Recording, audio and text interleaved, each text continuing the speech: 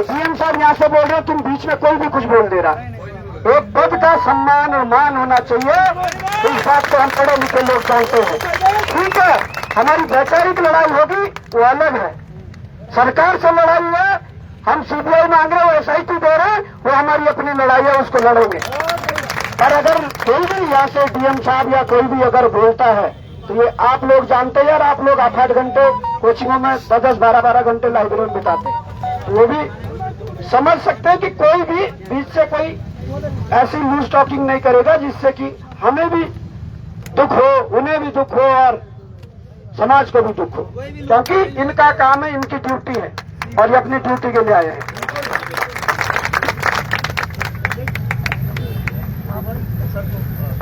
तो मैं माइक थमाऊंगा सीधे श्रीमान जिलाधिकारी देहरादून सविन बंसल जी को, और मैं चाहता हूं कि युवा साथी बैठ जाए यार, मीडिया कर्मी एक साइड में आ जाए जहाँ पे खड़े रहकर, बाकी लोग बैठ जाइए। तो मैं माइक थमा रहा हूं और आप लोग बड़े गौर से और बड़े प्यार से शांति से इस चीज को सुनेंगे। धन्यवाद। तुम पे जूते लग रहे तो उठ के जाओ ना भाई ऐसे। यूकेडी में बड़ी पार्टी है क्या? यूकेडी ज्यादा ही बना सकते हो। यहाँ पर उपस्थित हमारे सभी छात्र छात्राएं, देखिए हम आपके जो संवेदनाएं हैं, जो कंसर्न्स हैं, उनसे भली भांति परिचित हैं, उनका एहसास है। आपके जो कंसर्न्स थे, पेपर लीक का, चीटिंग का और जो उससे एसोसिएटेड इश्यूज थे, उस पे गवर्नमेंट प्रशासन गंभीर है। इसी वजह से जैसे ही कोई इनपुट आया, एक सेंटर से इनपुट आया, अभी तक एक सेंटर से इनपुट आया है, उस इनपुट के आधार पर जो कार्रवाइयां हुई हैं वो पूरे डोमेन में, पब्लिक डोमेन में व्यापक है। जो कंसर्न्ड अधिकारी ड्यूटी पे थे उनके विरुद्ध एक्शन ले लिया गया है। जो इन्वॉल्व था चीटिंग में, जो सिंगल चीटिंग केस में इन्वॉल्व था, उसको ड्यू लीगल प्रोसेस से टैकल कर लिया गया है। जो उनके साथ लोग एसोसिएटेड थे, जो चेन थी पूरी, उनको भी टैकल कर लिया गया है, उनको न्यूट्रलाइज कर लिया गया है।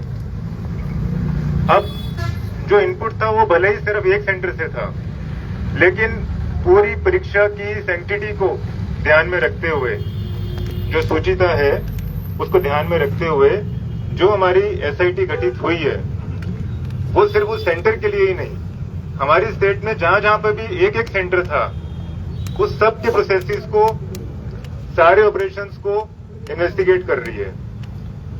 उसका जो कार्य क्षेत्र है वो प्रत्येक सेंटर कर दिया गया है। देखिए ये गंभीरता का ही एक प्रतीक है। अभी पिछले 3 साल में, 4 साल में भर्तियां हुई हैं, आप सबने भी एग्जाम्स दिए होंगे। जो 25,000 भर्तियां हुई हैं उसमें ये सब जो हमारी जो केयर थी ये ली गई है, ड्यूली ली गई है। तो तभी हमारी पारदर्शिता से ही 25,000 भर्ती हुए हैं। आप जैसे ही नौजवान थे, आप जैसी ही छात्राएं थी, जो विभिन्न डिपार्टमेंट्स में, इंजीनियरिंग में, पुलिस में, प्रशासन में, हमारे सोशल वेलफेयर डिपार्टमेंट्स में भिन्न पदों पर काम कर रहे हैं, आज भी काम कर रहे हैं। उनके पेपर्स हमारे सैंक्टिमोनियस गए हैं। हम और कप्तान साहब, हम भी आपकी तरह ही युवा थे, बेरोजगार थे, कुछ समय बेरोजगार थे ग्रेजुएशन के बाद। हमारी परीक्षाएं भी फुल प्रूफ रही, इसी वजह से हम पास हो पाए और ये पद प्राप्त कर पाए। जैसा आपको अभी पवार जी ने बताया कि आप भी इसी तरह की परीक्षाओं से कल को सफल होंगे। लेकिन आज का जो आपका कंसर्न है, मैं उसमें आपसे कुछ चीजें शेयर करना चाह रहा हूं। ये पहले तो लीक का मैटर नहीं कह सकते, ये चीटिंग का मैटर है। चीटिंग को हमने ड्यूली टैकल कर लिया है और ये प्रोसेस खत्म नहीं हुआ है। ये ताकि हमारा स्टेट वाइड रहे, पब्लिक डोमेन में ओपन रहे, इसके लिए पहले तो SIT गठित कर दी गई है। हर एक सेंटर में जाकर वो इन्वेस्टिगेट करेगी और ये ओपन है। इसके लिए सुपरवाइजन के लिए एक रिटायर्ड हाईकोर्ट जज को नामित किया गया है, जिनकी देखरेख में ये एसआईटी काम करेगी। और वो सिर्फ क्लोज डोर्स में बैठकर अपनी जांच को अंजाम नहीं देंगे, प्रत्येक जिले में जाएंगे, ओपन टू ऑल होगा वो फोरम। सिर्फ छात्र संघ ही नहीं, कोई पब्लिक के और भी कोई हमारे मेंबर्स हैं, कोई एनजीओज हैं, कोई सिविल सोसाइटी ऑर्गेनाइजेशंस हैं, उनके पास किसी भी तरह का इनपुट है, किसी भी तरह का कोई भी साक्ष्य एविडेंस है, वो लाकर वहां पर मीडिया के सामने उस कमेटी को दे सकते हैं और उसका ड्यू संज्ञान हमारी जांच में लिया जाएगा। जो हमारा शेड्यूल रहेगा, जो हाईकोर्ट जज की अध्यक्षता में ये एसआईटी की हमारी समिति गठित हुई है, इसका जो शेड्यूल रहेगा भ्रमण का प्रत्येक जिले में, वो ड्यूली पब्लिसाइज किया जाएगा विद स्थान, डेट एंड टाइम। और 1 महीने का इसको समय दिया गया है कि ये अपनी जांच रिपोर्ट प्रस्तुत करेंगे, वो भी पब्लिक डोमेन में होगी। जांच रिपोर्ट आने के बाद भी यदि छात्र संघ, हमारे किसी भी एक व्यक्तिगत छात्र छात्रा को ये लगता है कि ये क्रेडिबिलिटी नहीं है जांच रिपोर्ट की, उसके बाद भी आप लोग स्वतंत्र हैं अपना प्रोटेस्ट सबमिट करने के लिए, अपना प्रोटेस्ट रजिस्टर करने के लिए, आप स्वतंत्र हैं। लेकिन आप भी कंट्री के सिटीजन्स हैं, आप भी डेमोक्रेटिक फोरम में सबसिस्ट करते हैं, तो जो हमारे राइट्स हैं और ड्यूटीज हैं वो साथ साथ चलती हैं। फंडामेंटल राइट्स और फंडामेंटल ड्यूटीज दोनों का निर्वहन करना चाहिए। आपके राइट्स से हम बिल्कुल एम्पैथी करते हैं, बिल्कुल एम्पैथाइज करते हैं, लेकिन जो ड्यूटीज है उसका भी निर्वहन हम भी करते हैं, आपको भी करना चाहिए। यदि हम तो आपको आज भी रिक्वेस्ट कर रहे हैं कि किसी के पास इसके अलावा और भी कोई इनपुट है, वो भी आप मीडिया में उजागर करें, पुलिस को दें, एसआईटी को दें, आप स्वतंत्र हैं। लेकिन और कोई इनपुट है तो आप दीजिए। प्रशासन, राज्य सरकार बिल्कुल शाही नहीं कर रही है, बिल्कुल पीछे नहीं हट रही है किसी भी इनपुट पे जांच करवाने के लिए। कोई भी राज्य सरकार, कोई भी जिला प्रशासन ये नहीं चाहता कि हमारा यूथ का करियर डैमेज हो। आप लोग बहुत से हमारे छात्र छात्राएं हमारी political science, public administration, humanities के जितनी भी हमारी ब्रांचेस हैं उनका अध्ययन करते होंगे, तो आपको डेमोग्राफिक डिविडेंड की टर्म पता होगी, डेमोग्राफिक कैपिटल की टर्म पता होगी। डेमोग्राफी क्या होती है? हमारी कंट्री का जो कंपैरेटिव एडवांटेज है वो डेमोग्राफी है, डेमोग्राफिक डिविडेंड। हमारा जो यूथ है, जो हमारा डेमोग्राफिक रेशियो है वो बीच में बल्जिंग है। क्या मतलब है उसका? कि जो हमारी यूथ पॉपुलेशन है वो 50% से ज्यादा है। तो अगर हम यूथ के करियर के साथ खिलवाड़ करेंगे तो ना तो कोई पब्लिक आगे प्रोग्रेस कर सकती है, ना कोई राज्य सरकार सस्टेन कर सकती है। तो ये बहुत गंभीर है कि यूथ के सभी इंटरेस्ट का, करियर का, उनकी एजुकेशन का, उनकी हेल्थ का और उनके सेंटिमेंट्स का, सबसे ज्यादा महत्वपूर्ण है सेंटिमेंट्स। अगर आपके सेंटिमेंट्स पॉजिटिव नहीं है, आपको कहीं पर डाउट हो गया है, किसी सिस्टम की सुचिता पे डाउट हो गया है, तो फिर सब चीज बेकार है। तो इन तीनों चीजों को बरकरार रखने के लिए हर एक राज्य सरकार, ना सिर्फ उत्तराखंड सरकार, ना सिर्फ जिला प्रशासन देहरादून और हरिद्वार, हर एक राज्य सरकार, केंद्रीय सरकार का यही लक्ष्य रहता है कि हमको अपने यूथ को हर संभव सुविधा देनी है, हर प्रोसेस को फेयर और ट्रांसपेरेंट रखना है। इसीलिए नकल विरोधी कानून भी लाया गया। आप ये देख लीजिए कि किस राज्य में आज नकल विरोधी कानून है। अदर देन बीएनएस, बीएनएसएस के अलावा स्पेशल नकल विरोधी कानून लाने वाली गवर्नमेंट भी उत्तराखंड गवर्नमेंट ही है, जिसमें लाइफ इम्प्रिजनमेंट तक पनिशमेंट के प्रावधान है। और उसको अब आगे एम्प्लॉय भी किया जाएगा। जैसे जैसे कोई भी केस आएगा तो उसके जो डेटरेंट क्लॉजेज है उसको एम्प्लॉय भी किया जाएगा। तो मेरा आप सबसे यही निवेदन है कि आपका प्रोटेस्ट वहां तक बिल्कुल जायज था कि अगर कार्रवाई ना होती, जो इनपुट आया उस पर डेटरेंट कार्रवाई हुई है और आगे नकल विरोधी कानून में आपको जो परिणाम होंगे वो भी दिखेंगे, पारदर्शिता से दिखेंगे। और फिर भी उस प्रोसेस को हम खत्म नहीं कर रहे, हमने तो उसको और वाइडन कर दिया स्कोप को। स्टेट गवर्नमेंट या प्रशासन पीछे नहीं हटा, उसको वाइडन कर दिया और उसको पब्लिक फोरम में ले आए। हर जिले में जाके आप जैसे कई छात्र छात्राओं के जो शंका होंगी उसका निवारण भी करेगी और उनसे रिक्वेस्ट करेगी कि आप इनपुट्स दीजिए हमें, और कहाँ पे हमारी जांच में कमी रह गई है, कौन सा ट्रेल, कोई चीटिंग का ट्रेल है जो हमारी पकड़ में नहीं आया, आप दीजिए हमें। और उसके बाद जांच रिपोर्ट के बाद यदि आप लोग संतुष्ट नहीं होते हैं, then you are independent, you are free to register any type of protest anywhere.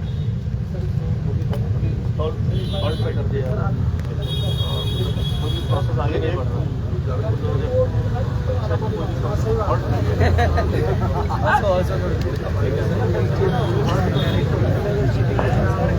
और ये भी मैं आपसे शेयर करना चाहूंगा कि जो हमारी परीक्षा की जो प्रोसेस थी, इस परीक्षा की, उसको अभी हमने कुछ देर तक स्टॉल भी किया है ताकि सबका कॉन्फिडेंस बिल्डिंग रहे, कॉन्फिडेंस बिल्डिंग मेजर इसको अपनाते हुए, ताकि आप सब इस मेजर से अलाइन रहें कि इस प्रोसेस में आगे नहीं बढ़ रहे हैं जब तक ये रिपोर्ट नहीं आती है, जब तक आपकी संतुष्टि नहीं हो जाती है, क्योंकि हजारों हमारे स्टूडेंट्स के जो करियर हैं वो फेयर एंड फ्री वे में आगे बढ़ने चाहिए, यही लक्ष्य है।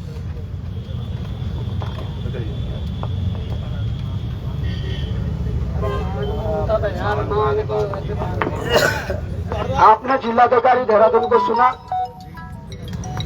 तो सवाल हमारे भी है, पर मैं आपसे भी पूछना चाहूंगा कि आप संतुष्ट हैं इस चीज से? ठीक है, कोई नहीं। देखिए, हमने बड़ी हमने आप विनम्रतापूर्ण शिक्षित होने का परिचय दीजिए, हमें वो चीज करने की जरूरत नहीं है।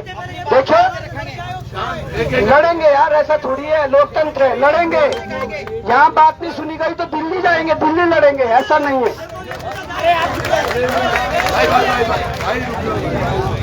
हमने बड़ी विनम्रता पूर्वक सुना। और देखिए डीएम साहब, मैं भी आपको कुछ प्रश्न करना चाहूंगा। आपने विश्वसनीयता की बात की, आपने विश्वसनीयता की बात की, और मैं चाहता हूं कि जिस प्रकार से ऑडियो लीक हुआ कि OMR खाली छोड़ देना, आयोग के अंदर भरी जाएगी, विश्वसनीयता पे सवाल खड़ा होता है। आप कैसे कह सकते हैं कि इसमें पेपर लीक नहीं किया जा सकता है? आपका जो नकल रोधी कानून है उसमें पढ़ लेना डेफिनेशन की। ये मार्तोले का भी एक बयान है, मार्तोले जी का, कि अगर एक प्रश्न भी बाहर आएगा तो हम लीक मानेंगे। पहले का बयान है जब कुर्सी से माने। और जब पूरे आयोग पर ही सवाल प्रश्न चिन्ह खड़ा हो गया, विश्वसनीयता वो खो दिया। तो सबसे बड़ी बात यह है कि जब विश्वास आयोग पर नहीं रहा तो हम कैसे करें कि अगर जांच हो जाए तो वो बहुत अच्छी तरीके से हो जाएगी। सबसे पहला प्रश्न तो है कि परीक्षा निरस्त होनी चाहिए और इसकी पुनर्परीक्षा होनी चाहिए। ये जायज सवाल है और ये युवा चाहता है। आप आज यहाँ पर आए हैं, आप ऑफिस जाकर अलग अलग जिलों के जिलाधिकारियों से संपर्क कर सकते हैं। सब जगह इसी तादाद में लोग बैठे हुए हैं, सारे जिलों में इसी तादाद में लोग बैठे हुए हैं। मैं तो कहता हूं कि जब पिछला आंदोलन गांधी पार्क के बाहर हुआ, भले ही एक दिन के लिए भीड़ आई थी, पर जितना युवा पूरे प्रदेश भर में इस बार उतरा है उतना युवा उस समय पर नहीं उतरा था। विश्वसनीयता वाली सर बात यह हो गई कि आयोग पर पूरा प्रश्न चिन्ह खड़ा है, आयोग के लोगों पर प्रश्न चिन्ह खड़ा है, और ये बात अलग है। अब क्या छुपाऊं आप लोगों से, आप यहाँ पर हैं, आपने SIT का जिक्र किया, बहुत अच्छी बात है। 2016 में वीडियो का पेपर लीक होता है, 2 भाई टॉपर हो जाते हैं टेरी के, 98 और 99 नंबर के टॉपर बन जाते हैं। SIT गठित होती है, बाद में क्या होता है? कुछ नहीं, हाईकोर्ट से निरस्त होता है पेपर। SIT क्या करती है? कुछ नहीं। 2020 में फॉरेस्ट गार्ड का पेपर हो जाता है, वही बॉबी पवार उस समय बेरोजगार संघ का नेतृत्व करता है। यहाँ 12 घंटे टंकी पर चढ़ता है, ये सामने वाली टंकी पर 12 घंटे टंकी पर, उसके बाद जेल भी जाते हैं। पर क्या होता है? SIT की रिपोर्ट कहाँ और SIT की जांच कहाँ पहुंची? फिर दोबारा लीक होते हैं, फिर उन SIT की हर बार SIT बनती है। अगर प्रदेश का युवा CBI जा रहा है तो मैं चाहता हूं CBI आए, और इस घटना के बाद एक प्रोफेसर ने, मुझे नहीं लगता पुलिस पर क्यों विश्वास नहीं करा उसने। मुझे जो फोन किया गया मीडिया में तो तोड़ मरोड़ कर चलाया जा रहा है। मुझे फोन किया कि मैं पुलिस थाने जा रही थी पर मैं रुक गई, मैंने चाहा, मुझे कहा गया कि आपको दिया जाए। मैंने ये नहीं कहा कि आप पुलिस स्टेशन मत जाइए। वो खुद अगर उनका ये विवेक था, उसके बाद तोड़ मरोड़ कर अगर ये चलाया जा रहा तो क्यों? क्योंकि सिस्टम के प्रति विश्वास नहीं रहा, इसलिए उन्होंने यहाँ भेजा। और दूसरी बात, आप मेरा फोन ले लीजिए, पोस्ट डालने से पहले मार्तोलिया जी को कॉल किया गया, आज भी स्क्रीनशॉट रखे हुए हैं और पूरा आपको जितना चेक करना आप कर लीजिए।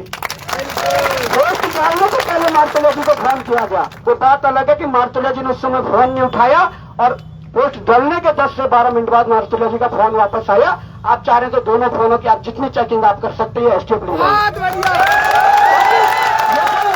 ऐसा नहीं है कि फिर इस घटना के बाद क्या होता है, एक र्यूमर्स कि बॉबी पवार पर शिकंजा कसा जाएगा। मैं कहता हूं कसे, ये बहुत अच्छा अवसर है, ये बहुत अच्छा अवसर है दिल्ली से सीबीआई को देहरादून लाने का और बॉबी पवार से शुरुआत की जाए। मैं कह रहा हूं शुरुआत की जाए, पर जब उत्तराखंड का युवा सीबीआई चाह रहा तो सीबीआई आनी चाहिए, सीबीआई आनी चाहिए।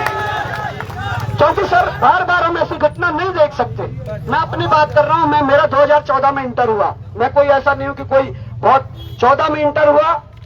इन लोगों की पारदर्शी सिस्टम जो चलाते हैं, हम लोगों ने 2-3 साल, मैं बता रहा हूं, मैं मालदेवता कल परसों बाढ़ में गया, मालदेवता आज तक नहीं जा रखा था घूमने, जब बाढ़ आई तब वहां गया। मैं FRI में अंदर नहीं जा रखा हूं, मैं गुच्चू पानी नहीं जा रखा हूं भाई साहब। जब तक 3.5 साल तक जब तक तैयारी की ना, तब तक रूम से कोचिंग और कोचिंग से रूम, कुछ नहीं। पर जब हमें ये दिक्कत हुई, और क्योंकि हाकिम सिंह हमारे आसपास का था, हमें पहले पता लगा क्या है, हमें पहले पता लगा कि किस जेसीबी चलाने वाला का सिलेक्शन उसने करवाया, हमें पहले पता लगा किस ट्रक चलाने वाला का सिलेक्शन उसने कराया, तब हम आगे आए। क्या तो उन्होंने हमारा भविष्य भेज दिया। और मैं चाहता हूं, अरे आप सबकी भी रिस्पेक्ट है, इन सबकी भी रिस्पेक्ट होनी चाहिए। अभी लोकतांत्रिक व्यवस्था में भारत के नागरिक है और सबका सम्मान होना चाहिए, क्योंकि कल इन्हीं में से कोई डीएम है, कोई पीएम है, कोई सीएम है, ये बात जायज है। पर मैं ये कहना चाहता हूं कि सर सबसे पहला जो प्रश्न है वो ये है कि आयोग की विश्वसनीयता पर प्रश्न चिन्ह अगर खड़ा हुआ है तो मैं चाहता हूं कि आप भी गाइड करिए उस चीज को, और आप भी अपने, हाँ आप बोलिए इसके बाद। और क्योंकि आयोग की विश्वसनीयता पर अगर प्रश्न खड़ा हुआ है, आप कितनी भी फेयर जांच कर ले, जिस बच्चे का नहीं होगा या मेरिट थोड़ा ऊपर नीचे हो गई, बच्चों के दिल में ये मलाल हमेशा रहेगा कि जांच सही से नहीं हुई और इसमें पेपर तो ये जो सारी चीजें हैं, आप आज काम कर दीजिए, बच्चे घर चले जाएंगे, पढ़ने वाले बच्चे हैं, ये पढ़ने वाले बच्चे हैं, इनको नहीं है कि भाई आप इस प्रकार से वो करें, ये अवसर मांग रहे हैं बेचारे। ठीक है, गलत हुआ तो एक बार दे दीजिए अवसर, क्या दिक्कत है। सीबीआई के लिए आप लोग भी प्रयास करें, हम लोग भी प्रयास करते हैं, और माननीय उच्च न्यायालय नैनीताल में रिट डालनी पड़े उस माध्यम से भी प्रयास करेंगे। दिल्ली जाकर अगर इनके प्रधानमंत्री और गृह मंत्री तक से मिलना पड़ेगा, हम मिलेंगे।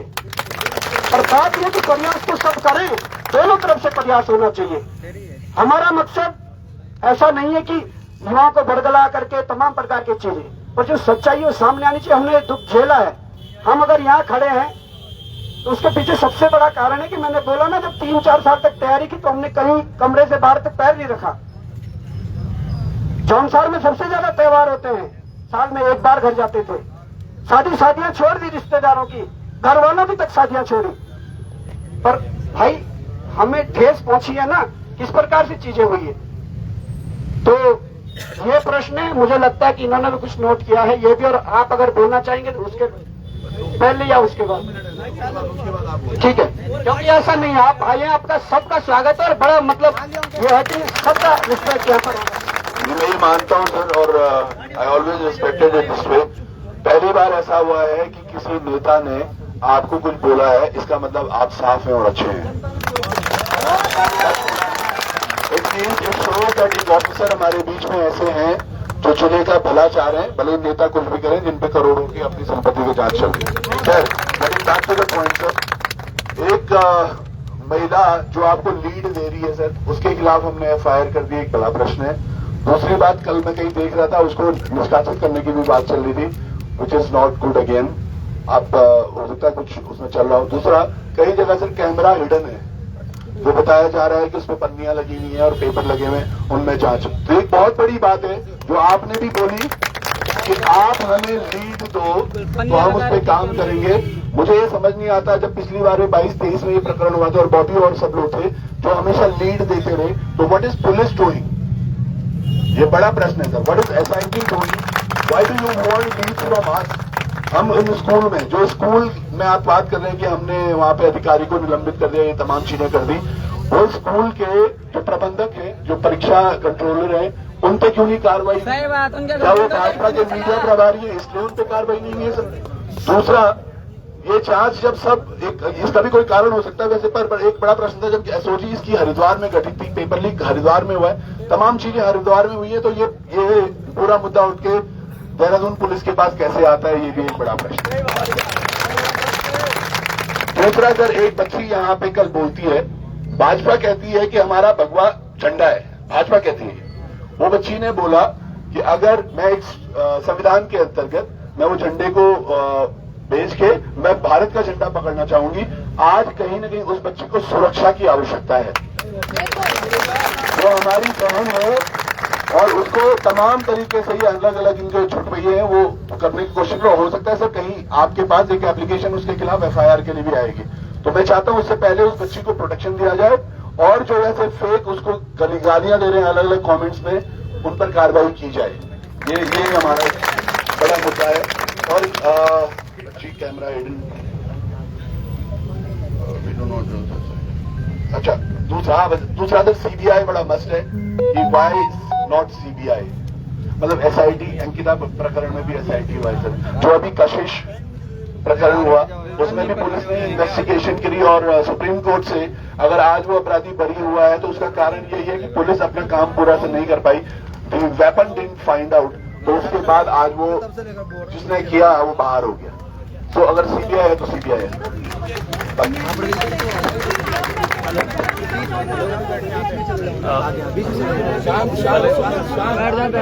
2 मिनट बस आपका और लूंगा। पहले तो मैं अपने सभी युवा भाई बहनों को धन्यवाद दूंगा कि जिस तरह से मैंने भी पढ़ाई करी इलाहाबाद में और मैंने बहुत सारे आंदोलन चाहे वो तरह तरह में पार्टिसिपेट किया, जिस तरह का पीसफुल और संयमित मैंने देखा है कोई भी आंदोलन उत्तराखंड में, खासकर आप लोग के जो बैनर तले देखता हूँ, मैं इसको अप्रिशिएट करता हूँ कि मैं भी रास्ते में डीएम साहब से बात कर रहा था, कितना यूथ संयमित मैंने कहीं देखा, क्योंकि हम भी उसी यूथ वाले से जब पढ़ाई करते थे तो कहीं भी घुस के नारेबाजी, पथराव या तरह तरह की चीजें लोग होती थी और कुछ लोग करते थे, तो मैं देखता था कि कितना संयमित आप लोग हैं और इस धूप में भी 4-5 दिन से जो बैठे हैं और संयम है और जैसा सुन रहे हैं, ये भी बहुत बड़ी बात है। इसके सर्वप्रथम धन्यवाद दूंगा आप लोग को और आपके सभी लीडर्स को भी दूंगा कि जो इतना आप लोग से जो संवाद है, इतना कंट्रोल है, जैसे कहा कहते ही आप लोग शांत रहे, नहीं तो कहीं और जाकर यूथ को एड्रेस करना बहुत भारी काम होता है, खासकर किसी प्रशासनिक और पुलिस अधिकारी को। तो मैं आपको सही में धन्यवाद देता हूँ। एकदम जो बातें आपने कही एकदम ठीक है। जो मैं बस थोड़ा सा रिवाइंड करूंगा, शायद इसमें कुछ लोग मुझे जानते हो, आप भी जानते ही हैं। जब पहली बार ये जो शिकायतें आई थी पेपर लीक की, 5-6 परीक्षाएं थी और खासकर ये स्नातक परीक्षा थी 2021 की बात है, तो पूरी कोशिश की गई और इसमें जहां तक थे, चाहे वो उन परीक्षाओं के साथ साथ और भी जो परीक्षाएं पहले हुई थी, जो 2016 की बीपीडीओ वाली थी, जो पेंडिंग थी, बहुत सालों से पेंडिंग थी, कुछ नहीं हुआ था, और फॉरेस्ट गार्ड वाली भी, फॉरेस्ट वाली भी थी परीक्षाएं जो ऑनलाइन हुई थी, उसमें जितनी भी तंग मेहता से जो भी आप लोग के माध्यम से बहुत सारे हमें साक्ष्य मिले थे और उसमें मैं तो रहते रहते अपने मुझे ध्यान है कि 74 लोग की अरेस्ट होती, उसमें ऐसा नहीं कि कोई हमने ऐसे लोग अरेस्ट किया, चाहे वो हाकम सिंह वो भी अरेस्ट हुआ था फर्स्ट टाइम। और दूसरी बात है, आयोग के चेयरमैन जो पहले पूर्व में रहे वो भी अरेस्ट हुए, परीक्षा नियंत्रक को भी अरेस्ट किया और जो सचिव थे उनको भी किया। तो ऐसा नहीं कि जहां संलिप्तता आई तो उसको छोड़ा गया, शायद काफी समय हो गया तो मेमोरी से वॉश आउट हो जाता है और 2 साल बाद जमानत से सुप्रीम कोर्ट से छोटे थे, तो एक जमानत की प्रक्रिया अलग होती है। अब दूसरा जो सवाल आपको मैं कहना चाहूंगा, हमेशा आयोग है जो इंडिपेंडेंट होता है उसके ऊपर हमेशा नजर रहती है। लास्ट टाइम भी जब आयोग से पता चला था कि कहीं न कहीं संलिप्तता किसी रूप में आई है तो सभी लोग जेल गए थे। इस बार भी, आज भी, अभी वर्तमान में अभी आप लोग हम लोग यहाँ बैठे हैं, एसआईटी की पूरी टीम आयोग में ही है और एक जो अभी बात आई थी कि कुछ पेपर को ब्लैंक छोड़ने की बात थी जो अभी वीडियो में थी और बहुत सेंसिटिव केस थी। अगर ऐसा है तो कहीं ना कहीं हम मानते हैं कि इसको कहीं ना कहीं कॉम्प्रोमाइज करने का प्रयास हो सकता है, तो आज आयोग के जितने भी पेपर सभी के वो लिए जा रहे हैं, मतलब जो प्रोसेस है कि कितने लोगों ने कितने क्वेश्चन, मतलब वैसे जब नेगेटिव मार्किंग होती है तो 100% लोग अटेंड नहीं करते हैं, इतना ही करते हैं कि जिससे वो क्लियर कर जाए। तो ये भी देखा गया है कि ऐसे क्या सस्पेक्टेड लोग हैं जो 10-5 क्वेश्चन ही कर गए या 15 क्वेश्चन करके आए। तो जो 15 क्वेश्चन करने वाला, मैं भी स्टूडेंट रहा, मुझे पता है कि उसका नहीं सिलेक्शन है तो वो फिर रैंडम ही मार के आता है कि चलो तुक्का लगा देते हैं, कुछ लगा देते हैं, ये लग रहा क्या पता हो जाए, कोई छोड़ के पूरा नहीं आता। तो जितना क्वालिफाइंग है उससे ज्यादा ही करके लोग आते हैं, ये तो मुझे पता है। तो इसकी भी हम स्क्रूटनी करेंगे जो आरोप है, और वो जेन्युइन आरोप है कि क्या कोई ऐसे लोग छोड़ के आ रहे हैं उसमें जो 10-15 क्वेश्चन ही करके आ रहे हैं, तो उनका वैसे भी नहीं होना, तो जनरली फिल करके आ जाते हैं 50 साल। तो ये भी स्क्रूटनी में आज पूरी टीम गई हुई है, जिसको मैंने हाईलाइट किया कि जरूर इस एंगल को देखा जाए। सेकेंड है, जैसा कि अभी एक इश्यू आया कि परीक्षा लीक हुई हरिद्वार में, या परीक्षा का जो प्रश्न पत्र आया बाहर से आया, तो इन्वेस्टिगेशन यहाँ की हो रही है। पहले के जो 8 मुकदमे लिखे गए थे 2021 में सारी परीक्षाओं के, वो सारे देहरादून के रायपुर के थाने में रजिस्टर्ड है। गैंगस्टर एक्ट का जो मुकदमा लिखा गया तो वो भी रायपुर में लिखा गया। उसके पीछे एक ये रहता है, जहां आयोग होता है, किसी भी चीज का आयोग या सरकारी कार्यालय होता है, तो जो उसको संचालित करता है, कोई भी घटनाक्रम प्रदेश से रिलेटेड होती है तो वो आयोग वहीं पर अपने संबंधित थाने में ही शिकायत भेजता है। वो शिकायत भी आई थी आयोग से, उसी शिकायत के आधार पर ही केस रजिस्टर्ड हुआ। ऐसा नहीं कि वो हमने वहां से कोई ट्रांसफर किया हो। पहले के भी 8 मुकदमे जो लिखे गए हैं सारे जो है रायपुर थाने में लिखे गए, चूंकि कमीशन का जो है कार्य क्षेत्र का जो थाना है वो वही है, तो वो वहीं पर शिकायत भेजते हैं। इस बार भी वहीं भेजी गई। इसके पहले जो अभी वो बात आई थी आकम सिंह वाले केस में, जिसमें आप लोग ने काफी वर्क किया था, वो भी थाना वो क्योंकि पटेल नगर में लिखी गई थी, चूंकि वो वहां का निवासी था, तो इसलिए क्योंकि वो आयोग की तरफ से डायरेक्ट नहीं रजिस्टर करेगी। तो जो चीज आयोग से आती है वो अपने कार्य क्षेत्र में आती है। तीसरा, एकदम सही बात है कि अगर कोई आयोग या कोई भी संस्था जिस पर हमारा विश्वास टिका होता है, जहां सारी प्रक्रिया एग्जाम की होती है, और अगर उसकी विश्वसनीयता खत्म होगी तो डेफिनेटली परीक्षा के रिजल्ट के बाद हमेशा निराशा होती है कि कहीं ऐसा तो नहीं कि कुछ गड़बड़ हुआ। तो इसी चीज के लिए सबसे पहला जो हमने फोकस रखा है जांच का, वो आयोग से ही स्टार्ट किया। जैसे आज पूरी टीम आयोग में गई, इसके बाद 1 जनपदों में जैसा पता है कि रिटायर्ड जज महोदय की अध्यक्षता में, देख रेख में हर जिलों में टीम जाएगी, वो सभी के क्वेरीज को लिया जाएगा। कुछ बातें आई थी कि कैमरे को हिडन किया गया, जहां तक मुझे पता चला कि जो स्कूलों में कैमरे लगे होते हैं उनको कहा गया था कि वो कोई वर्क नहीं करेंगे, आयोग के जो कैमरे लगते हैं वो लगाए जाएंगे। अभी जैसा मुझे पता, मैं इसको आयोग के कैमरे नहीं लगे तो सर मैं ये नहीं कह रहा, मैंने कहा कि जो इस तरह की क्वेरीज है, इसीलिए डेफिनेटली जब आपको हर डेट दी जाएगी, जैसे यहाँ भी एक डेट दी जाएगी, समय दिया जाएगा 4 से 5 घंटे, उसमें आप अपनी क्वेरीज रिटर्न में वर्बली ही नोट कराएंगे, हर डिस्ट्रिक्ट में दिया जाएगा।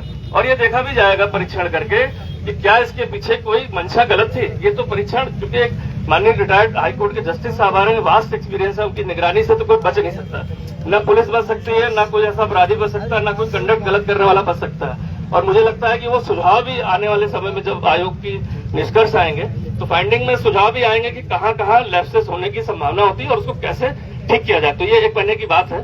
बाकी मैं इसमें बहुत ज्यादा नहीं बोलूंगा आप लोग से, क्योंकि बस इतना ही अप्रिशिएट करूंगा। जो क्वेरीज है कृपया करके रिटर्न में या वर्बली जब आयोग बैठता है, यहाँ पर मेंबर बैठते हैं उनके, तो आप अध्यक्ष जी बैठते हैं, तो आप जरूर उनको कराएं। और इस शांतिप्रिय धरना जो आप लोग कर रहे हैं, मैं इसके लिए सही कर, हमारी इतनी पुलिस लगी रहती है, मैं भी कहता हूँ इतनी पुलिस क्यों लगाते हो?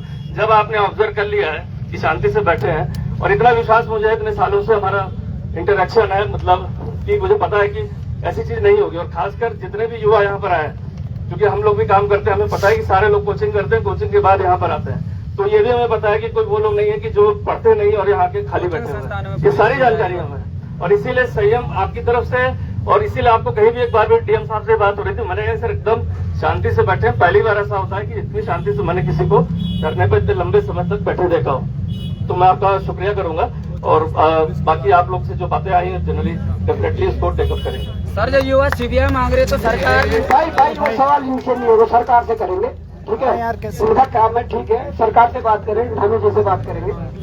अभी एसआईटी के जो जज है, रिटायर्ड जज, उनके उसमें वो काम करेंगे। तो मैं कुछ प्रश्न बताना चाहूंगा कि जो एसआईटी के जस्टिस वर्मा जो है, वो पंचायत राज में कुछ पहले पदाधिकारी रह चुके हैं सरकार में, ठीक है? नंबर 1 बात। दूसरी बात है जो उनका अपना भाई है रामपाल, वो बीजेपी का पदाधिकारी रह चुका है। सुनो, मैं नहीं कह रहा हूँ, ये रिकॉर्डर कागज है हमारे पास। और इसके अलावा जो इसका सगा भतीजा वर्तमान समय में जिला पंचायत अध्यक्ष हरिद्वार है, ठीक है? तो ये पॉलिटिकल कनेक्शन है, इस बात को डिनाई नहीं किया जा सकता, पॉलिटिकल कनेक्शन है।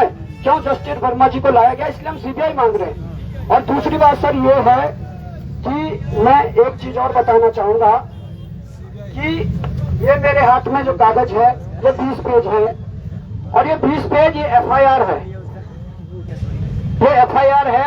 और ये एफआईआर जिला इकाई लखनऊ पूर्व कमिश्नरेट लखनऊ की है, थाना cyber crime police station Lucknow. ये 2019 की एफआईआर है और इसमें तकरीबन 20 पेज है, पर तकरीबन इसमें जो जिन पे एफआईआर हुई है वो 13 लोगों पर एफआईआर हुई है।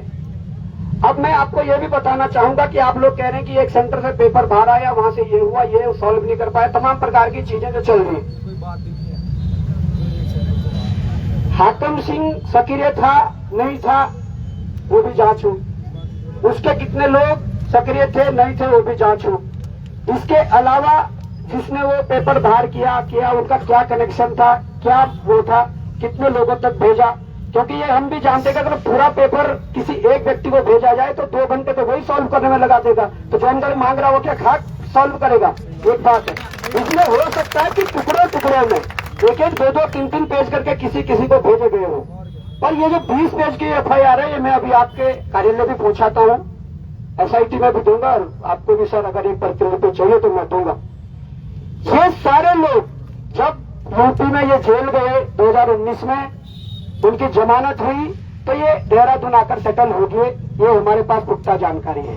और उसके बाद ये देहरादून में रहकर उत्तराखंड की भर्तियों में काम कर रहे हैं लिख करने का, और मैं आपको दूंगा एक एक नाम कौन कौन है, एड्रेस भी दूंगा। और ये हो गया कि जब ये मामला खुला सर, जैसे ही गिरफ्तारियां वगैरह हुई, इनमें से कुछ लोग उस दिन से फरार है, उस दिन से फरार है।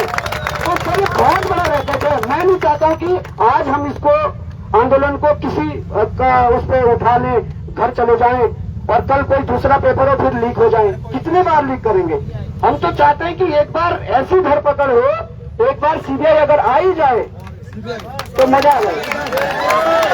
और सर सबसे बड़ी बात है कि जो पेपर की, राम भाई भी कुछ बोलेंगे, क्योंकि जो वहां पर मैंने एक जिक्र किया था दूसरे दिन जब आंदोलन शुरू हुआ कि पेपर 11:30 बजे नहीं, पेपर 10 बजे भी बाहर था, तो राम भाई जिक्र करेंगे उसका। तो ये मैं चाहूंगा कि इस पर बहुत बारीकी से जांच करने की जरूरत है। ये ऐसा नहीं है कि मेरा बेटा है, आपका बेटा है, किसी का, पूरे उत्तराखंड का परिवार, पूरे उत्तराखंड के युवाओं का भविष्य है। और तो और हम तो चलो हमारी एज पार हो जाएगी, हम नहीं भरेंगे तो हम नहीं देना है, पर जो आने वाले बच्चे हैं जो बड़ी उम्मीद लगाए बैठे, उनका क्या होगा जब तक सुधरा नहीं चाहिए। तो राम भाई आप थोड़ा इस बात के भी डिस्कस करिए। और जो कैमरों का है ना, कैमरों का ये मुझे लगता है कि एक जो मैंने पोस्ट डाली थी विकासनगर के स्कूल के प्रधानाचार्य से दबाव में लिखवा लिया गया कि भाई आयोग अपने लगाता, इसलिए हमने अपनी पन्नियां लगा दी। और जब मैंने आयोग के अंदर पता किया, या जो लोग इसके टेंडर करते हैं इस प्रकार की, उनका कहना कि आयोग कैमरा जरूर लगाता है, पर एक मेन गेट पर लगाता और एक वहां पर लगाता जहां पर कॉपियां खुलती है। अरे नकल तो कमरों में होती है भाई, बिल्कुल। एक सेंटर पे कम से कम 20 कमरे होते हैं, 450 सेंटर थे, बताओ कितने कैमरे लगेंगे। इसलिए आयोग ने कोई कैमरे नहीं लगाए थे, और जो कैमरे लगे थे उन पर पन्नियां चढ़ाई गई, कहीं पे कागज चढ़ाई गई। बहुत बड़ा प्रश्न है, बहुत ज्यादा बड़ा प्रश्न है। तो राम भाई प्लीज। मैं सिर्फ 2 मिनट अपनी बात रखूंगा सर यहाँ पे।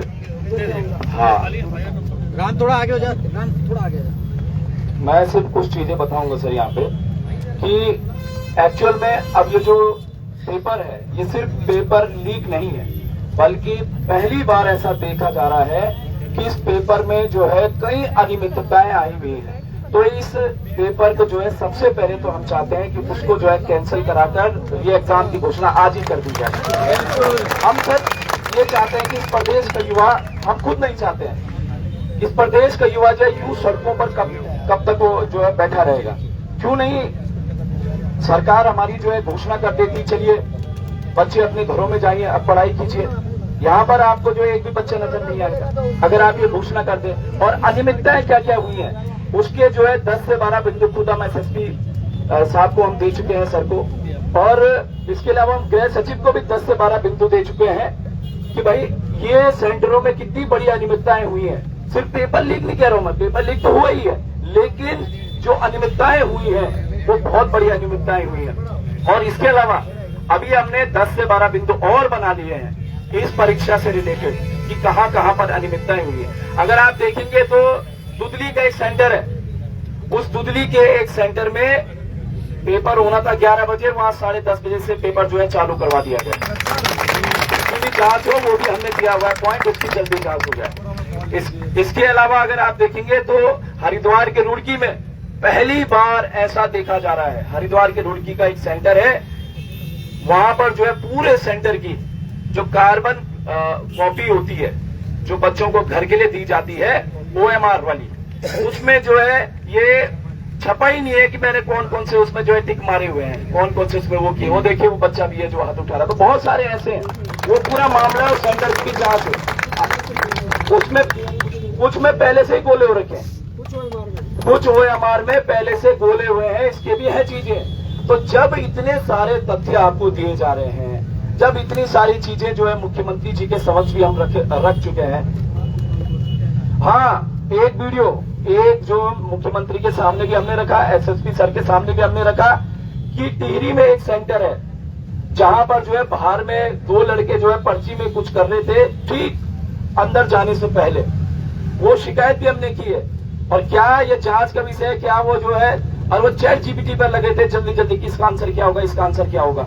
वो वीडियो है हमारे पास और वो वीडियो में हम इनको देंगे और उसमें ABCDEF इसकी जो है जिस बच्चे ने हमें शिकायत दी वो ये कह रहा था कि इसमें जो है लिस्टिंग कर रखी है ABCD ये सारी चीजें। और जब इतने सारे सबूत हैं, इतने सारे जो है तथ्य हैं, तो आप तत्काल इस परीक्षा को जो है निरस्त कराइए और उसके बाद ही प्रदेश का युवा जो है सड़कों से यहाँ से जो है बाहर निकले।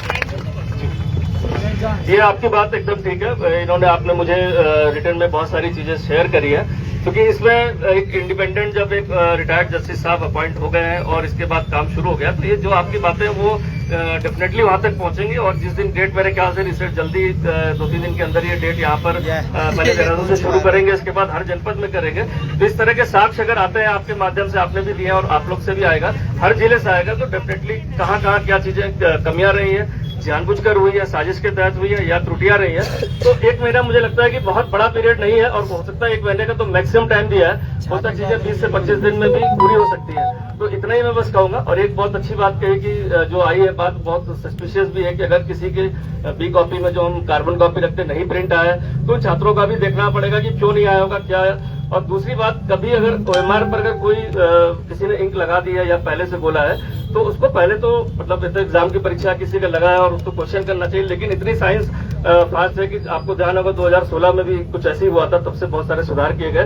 तो इंक की पेन से भी कौन से गोले लगे और दूसरी कौन सी इंक लगी हुई है, उसके क्या प्रेसिंग के मार्क्स हैं, तो ये सारी चीजें साइंटिफिक चीज निकल आती है। अगर कहीं एक ने भी ऐसा कुछ किया होगा तो भी साइंटिफिकली निकल आएगी। जैसे आपने अभी कहा कि पेपर 10 बजे या 10:30 बजे पहले भी आ सकता है, अगर हो सकता है एक आदमी भेज रहा है तो 4 को भेज सकता है। बट मैं आपको शेयर करूंगा, क्योंकि थोड़ी सी टेक्निकल STF वगैरह के मैंने बहुत कुछ सीखा है, साइबर में सीखा है। एक भी अगर कोई चीज ऐसी IPDR हो कहीं भी वो हुई होगी सेंटर पर, तो वो सारी चीजों का डेटा भी एनालिसिस हो सकता है। और इसमें मैं भी चाहूंगा कि जब चीजें जब होंगी और उसका कोई फाइंडिंग्स आए, तो आप में से भी जो एक सदस्य के रूप में या एक कमेटी के रूप में उस चीजों को आपके समझ डेली बेसिस पर हो, चाहे डिस्कशन के रूप में, ये भी मैं प्रस्ताव रखूंगा कि आप लोग को भी उसमें सम्मिलित रखा जाए, जिससे कि संवाद जो है, जो इंडिपेंडेंट जो आयोग के अध्यक्ष जी हैं या SIT जो काम कर रही है, वो आपके भी एक कमेटी के साथ जुड़े रहे। कभी कभी ऐसा होता है कि हम अपनी जांच की फाइंडिंग देते हैं लेकिन आप संतुष्ट नहीं होते, तो वो डेली बेसिस पर ना हो, दूसरे तीसरे दिन हो जाए, तो क्या होगा कि ये चीजें हमारे बीच में विश्वास बना रहेगा। तो मैं सिर्फ इसीलिए आया हूँ, जिलाधिकारी महोदय भी इसीलिए आए, और सिर्फ इसलिए आए कि आपको एक आश्वासन, तो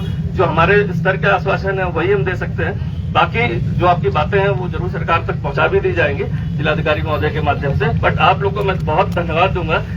मैं इतनी देर गर्मी में खड़े खड़े मुझे पसीना आने लगे और आप लोग तो दिन से बैठे, इसके लिए आप लोग का बहुत 5 दिन हो गए सर।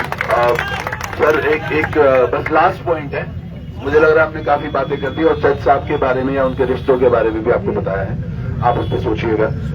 एक बड़ा महत्वपूर्ण नजर, यहाँ पर सभी लोग हम श्री राम के भक्त हैं और अभी कुछ दिन में दशहरा है, और क्योंकि धामी जी को बेइज्जती से बहुत डर लगता है, क्योंकि बहुत सारे लोग आएंगे जो दशहरा यहाँ देखना आएंगे, तो उनको दिखे ना कि यार युवा यहाँ सड़कों पर है, तो आप सब लोगों से आग्रह है सर, अगर ये मेला मतलब जो ये रावण दहन होगा ये दूसरे किसी ग्राउंड में अगर शिफ्ट किया जा सके, क्योंकि हाँ तब तक आप काम करवा दीजिए। आप तब तक याद हो, तब तक आप कैंसिल करवा दो।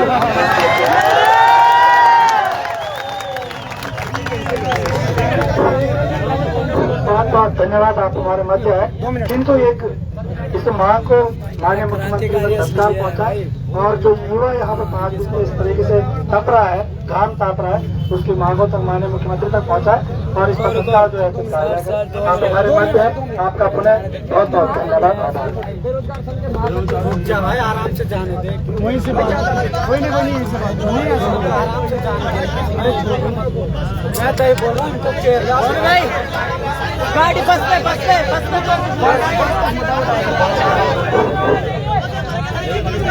रुक जाओ भाई। अरे यार अरे बैठ जाओ भाई। सबसे पहली बात तो ये है, हरिद्वार में जिन कॉलेजों में शिकायतें आई हैं उनका कनेक्शन भाजपा के नेताओं से। मैं ये चाहता हूँ इस पूरे परीक्षा में कितने ऐसे कॉलेज हैं जिनका संबंध भाजपा के नेताओं से और वहाँ परीक्षाएं आयोजित हुई। बिल्कुल ये पॉइंट है, इसकी लिस्ट हमें चाहिए सार्वजनिक। बिल्कुल जो इससे पहले जांच हुई, अजय सिंह सर एसटीएफ के हेड थे, आपको उस समय बहुत सारी जानकारी दी गई। हकम सिंह गिरफ्तार हुआ, बहुत सारे लोग गिरफ्तार हुए। कानून की धाराओं में ऐसी कौन सी कमी होगी कि वो सुप्रीम कोर्ट से बाहर छोड़ के आ गया। नकल कानून बना तो क्या गारंटी है कि वो दोबारा बाहर नहीं आएगा। मैं ये कह रहा हूँ कि अगर सरकार के कानून में बीएनएस में नकल माफियाओं को पकड़ने में सक्षम नहीं है तो आप जनता के सुपुर्द कीजिए, उनका एनकाउंटर कीजिए। जम्मू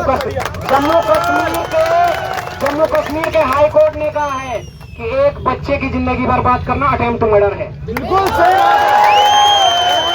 मैं ये कहना चाह रहा हूँ कप्तान साहब से, आपकी तो प्रशासनिक मजबूरियां हैं, आपको ट्रांसफर होना है, किसी प्रमोशन चाहिए। अशोक खेमका जी बनना सबके बस का बात नहीं है। 24 साल में कप्तान आप लोगों की प्रशासनिक मजबूरियां हैं। ट्रांसफर के लिए 2 करोड़ 5 करोड़ का देना पड़ता है, हम समझते हैं इस व्यवस्था को, लेकिन ये मुद्दा नहीं है सर, ये व्यवस्था का मुद्दा है। मैं ये कहना चाह रहा हूँ, ये व्यवस्था का सवाल है, मैं व्यक्तिगत नहीं कह रहा हूँ किसी को। मैं ये कह रहा हूँ कि अगर प्रशासनिक अधिकारियों की मजबूरियां हैं तो इन नकल माफियाओं को जनता के हवाले कर दें, हम इनका एनकाउंटर कर देंगे और हम मर्डर की धारा लगाएंगे। बिल्कुल ना सही बात है। वही बता रहा हूँ, आपने कहा कि आपके पास जो भी इनपुट है आप हमें दीजिए। अगर मैं किसी आईएएस अधिकारी और सीएम के किसी खास व्यक्ति का आपको इनपुट दूं, क्या एसआईटी इतनी सक्षम है कि उनकी जांच कर पाए? अगर मैं मुख्यमंत्री के परिवार के किसी व्यक्ति की संलिप्तता का सबूत दूं कि इस चीज की क्या गारंटी कि आप उनकी जांच कर पाएंगे? तो मैं ये कह रहा हूं कि राज्य की जो प्रशासनिक बॉडी है वो सक्षम नहीं है इस व्यवस्था में जांच करने में। हम किसी को व्यक्तिगत टारगेट नहीं कर रहे, क्योंकि हमने झेला है। इससे पहले हमने आपको इनपुट दिए, बहुत सारी दिक्कतें हुई, ना तो एसटीएफ की पुरानी रिपोर्ट बाहर आई। लोक सेवा आयोग में भी कई अधिकारी हैं जिनके हम आपको नाम दे सकते हैं, उनकी जांच नहीं हुई। UKSSC का पूरा स्टाफ क्लीन स्वीप नहीं हुआ। तो आप बताइए कि युवा कितना सब्र करेगा? क्या कल को उसके अंदर अगर धीरे धीरे उग्र भावना भड़केगी तो वो कहाँ जाएगा? कौन इसकी जिम्मेदारी लेगा? माननीय जिलाधिकारी जी कुछ कहना चाहते हैं?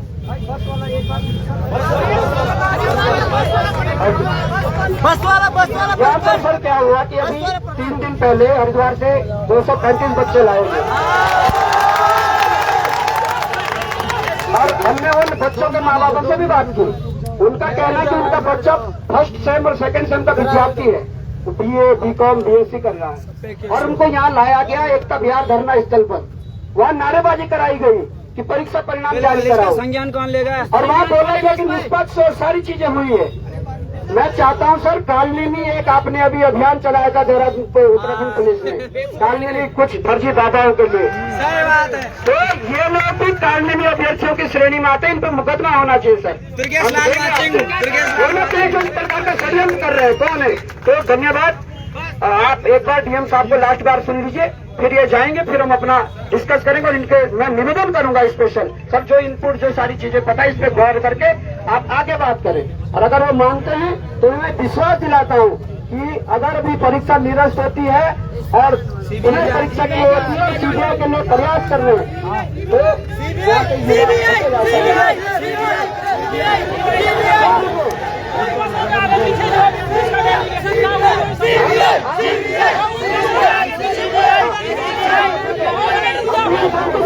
डीएम साहब को सुन और उन बसों को पुलिस की सुरक्षा में डेरा पुलिस की सुरक्षा में वापस ले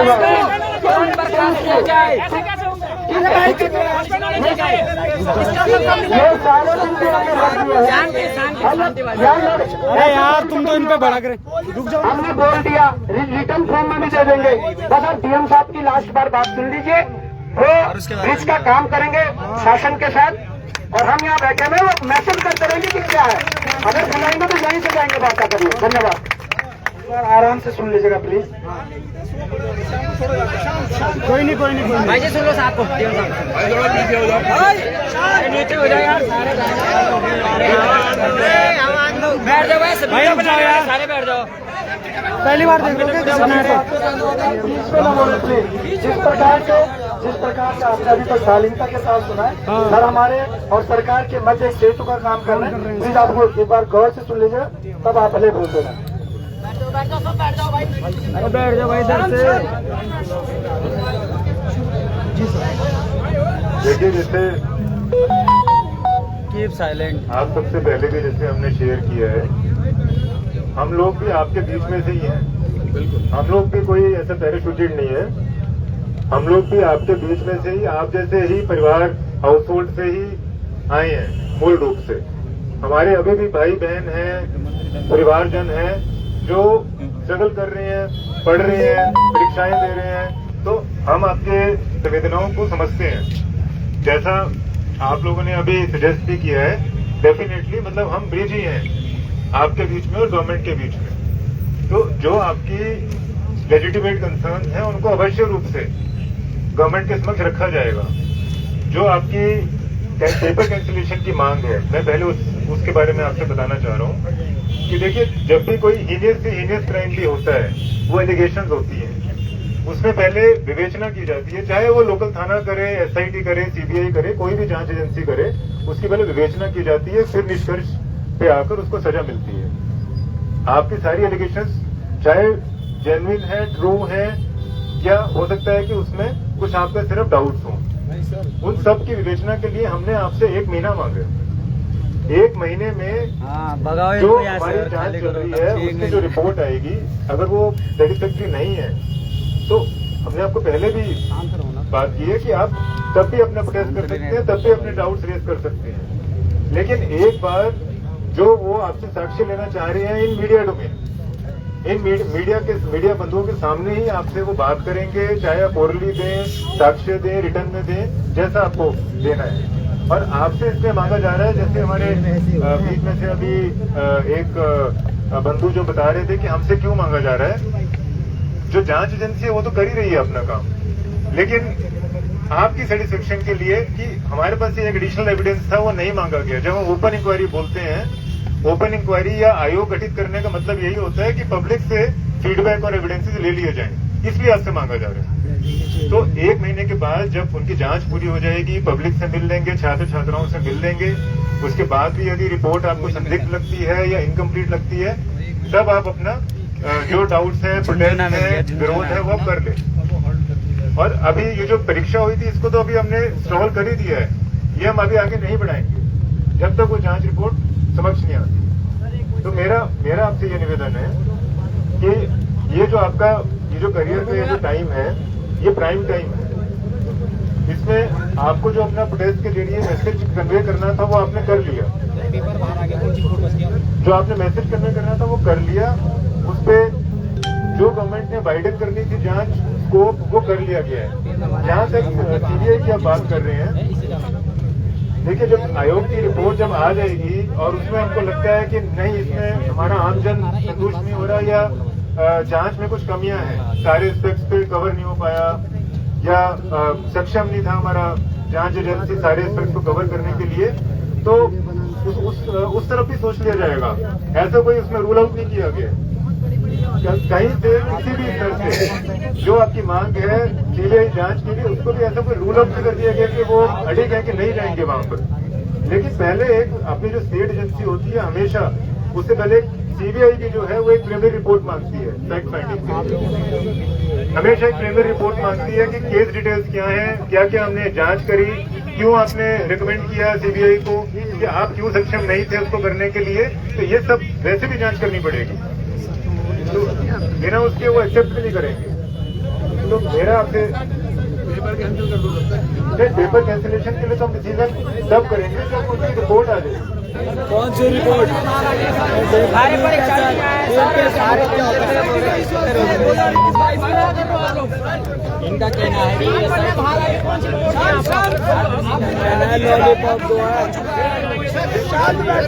प्लीज आप सर की बात को ध्यान से सुनिए, जाइए आप दोस्त तो जाइए प्लीज। बोलो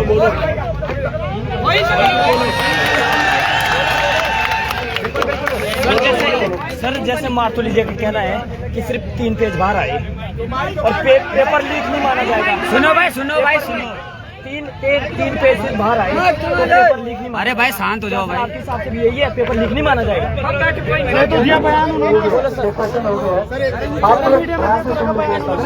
ऐसी बातें करो, इनके हाथ में क्या है? हम नहीं है ना, सुनो हम सिचुएशन बना लेंगे पूरा बैठ के। और रिस्पेक्टेड सर, हम आपका बहुत सम्मान करते हैं। ऐसा डीएम पहली बार हमारे देहरादून जिले में आपने भाई बोलना दे यार, सही जवाब देंगे। आपने कहा निष्कर्ष करेंगे, आपने कहा निष्कर्ष, आप सुन लीजिए प्लीज। अरे भाई चुप हो जाओ, पहले आप सुन लीजिए, शांत हो जाए पहले। अरे माई ये पकड़ा दो उधर यार। मेरी हम्बल रिक्वेस्ट है,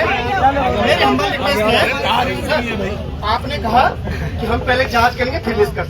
मुझे सिर्फ ये जानना है कि हाकिम सिंह के ऊपर एलिगेशन थे या नहीं थे, अंदर हुए तो बाहर किस बेस पे आए, बस मुझे ये बता दीजिए। अब हम आगे की बातों पर क्या बोल सकते हैं? बिल्कुल ये आप लोग इतने पढ़े लिखे सभी लोग हैं कि कानून में जो है ट्रायल जो चलता है वो सजा के लिए होता है, और जब अरेस्ट होकर जाता है तो 6 महीने 8 महीने साल भर 2 साल जेल में रह सकता है। जमानत देना माननीय न्यायालय, सुप्रीम कोर्ट, हाई कोर्ट का अधिकार क्षेत्र है। ऐसा नहीं कि कोई ऐसा ऑफेंस देश का नहीं जिसमें जमानत नहीं होती हो, कोई भी देश का ऐसा क्राइम नहीं है जिसमें जमानत उसकी चाहे 1 साल 2 साल बाद जमानत ना होती। तो ये क्वेश्चन उस पर नजर क्यों नहीं रखी गई? बस मैं एक और, चूंकि जिलाधिकारी महोदय बोल रहे थे बीच में इंटरप्ट हो गया, मैं आपको एक और जो फैक्ट बताता हूँ, शायद अभी यहाँ ना पता हो। 2022 में भी सीबीआई जांच के लिए हाई कोर्ट में पिटीशन फाइल हुई थी, वो इन्हीं ग्राउंड पर खारिज हो गई थी कि उसमें इन्वेस्टिगेशन में बताया गया सत्तू से। इसीलिए जो जिलाधिकारी महोदय कह रहे थे वो है मेरे पास, वो इसलिए कह रहे थे कि एक बार जब इंडिपेंडेंट फाइंडिंग आप लोग के सभी के पूरे प्रदेश के छात्रों युवाओं की शिकायतें लिपिबद्ध होकर उसकी प्राथमिक जांच कर ली जाएगी, तो वो आयोग उस पर सक्षम होता है कि हाँ मैं इस चीज को किस लेवल तक रिकमेंड करूँ कि इसमें किस एजेंसी की जरूरत है। आज की डेट में कोई भी अनाउंसमेंट सिर्फ अनाउंसमेंट हो जाएगी, उसके पीछे डॉक्यूमेंटेशन होता है। शिकायत किसकी है, शिकायतों का जांच हुई कि नहीं, प्रारंभ नहीं हुई, किस लेवल तक इसमें अनिश्चितता पाई गई, ये सारी चीजें जब जाती है तभी कोई सेंट्रल एजेंसी कोई केस टेकअप करती है। 2022 की PIL खारिज हुई है, 2023 में फिर एक PIL आई थी इसी परीक्षाओं घोटालों को लेकर, जो आज भी कोर्ट में पेंडिंग है। तो इसीलिए चूंकि तैयारी करके आप लोग भी उसकी पार्टी बन, मैं तो हमेशा कहता हूँ अभी भी पेंडिंग, आप उसमें पार्टी बन सकते हैं, एक खारिज हुआ उसके रिव्यू में जा सकते हैं। तो 1 महीने तो मांगा, कोई ज्यादा नहीं मांगा। मैं जिलाधिकारी महोदय से कहूंगा कृपया लास्ट में अपने सर उसको कर लें। आप लोग तो सेटल है 1 महीना, हमारे हम तो सर सड़कों पे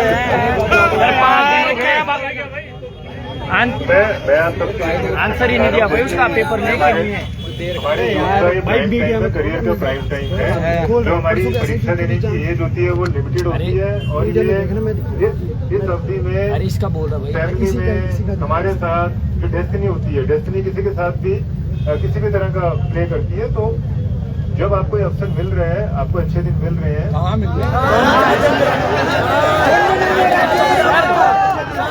आप मत पकड़ो यहाँ पे, 5 दिन हो गए, 5 अच्छा दिन कौन सा अच्छा दिन? अच्छा दिन है। झुंझुना लिया जा रहा है, झुंझुना कौन सा अच्छा दिन है? और पार्टी बाजी लग रहे हैं।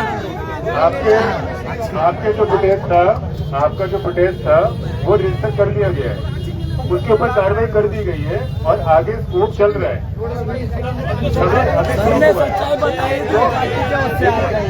जो रजिस्टर है और जो इफेक्ट है उसके लिए आपको थोड़ा सा समय मांगा है। बिल्कुल समय देने का तो मतलब है। तो आप अपना पढ़ाई में ध्यान दीजिए। ना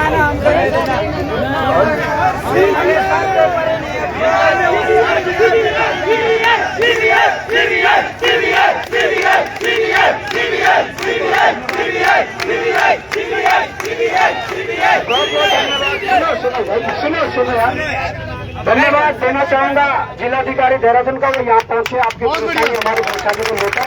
कप्तान साहब पहुंचे। ये जो मीडिया अब इनकी बाइट लेगी, ये बाइट भी सुनना, ये एक्चुअली यहाँ आए ये बाइट बनवाने के लिए शायद।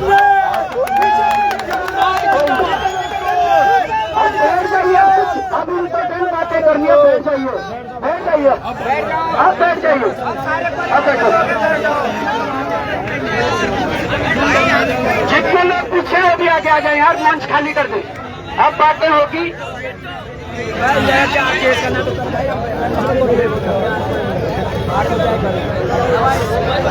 जो आने वाला भविष्य देखना है भाई हमने।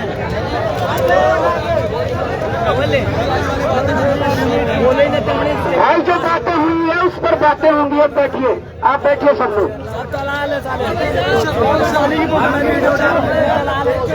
बाकी बैठ जाएंगे। हमारी मातृशक्ति है पीछे, प्लीज आप इधर साइड आना चाहे तो उधर साइड आ जाइए। मातृशक्ति हमारी जो है, आप अगर आगे आना चाहे मातृशक्ति हमारी तो आ जाओ, आगे आ जाए। अरे बात होगी और फैक्ट्स पे बात होगी, फैक्ट्स पे बात होगी, ठीक है, फैक्ट्स पे बात होगी।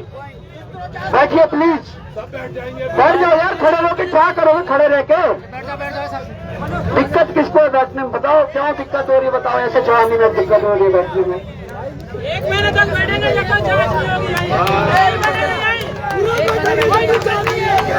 बैठ जाइए प्लीज।